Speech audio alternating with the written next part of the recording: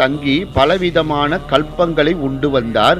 எனக்கும் கொடுத்தார். பல அரிய வகை தைலங்களை தந்தார். நான் கூட தங்கி சிகிச்சை பெற்றேன். அப்போது கப்பலை போன்ற ஒரு பெரிய பாறை இருக்கின்றது. இந்த தைலம் வகைகளை எல்லாம் அந்த பாறையில் ஒரு துளை போட்டு மறைத்து வைத்தேன். இந்த ஓட்டையை பாதுகாக்க கருப்பனிடம் கேட்டுள்ளேன். யாராவது கிணற்றை தேடுவதற்கு தகுதியானவர் வந்தால் அதை வெளிப்படுத்த சொன்னேன் என்கின்றார் போகர்.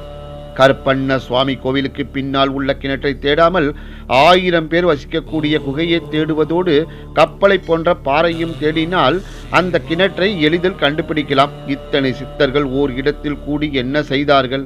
அந்த இடம் ஆராய்ச்சிக்காக இருக்கலாம், அல்லது அவர்களின் கண்டுபிடிப்புகள் அல்லது கண்டுபிடிப்புகளை பரிசோதிக்கும் இடமாக இருக்கலாம். போகர் கூறியதை போல் கருப்பண்ண சுவாமியை பிரார்த்தனை செய்து தூய்மையான உள்ளத்தோடு தேடினால் தைலத்தின் ரகசியம் நமக்கு நன்றாகவே கிடைக்கும் என்று கூறி இந்த சிறப்பான ஆன்மீக பதிவை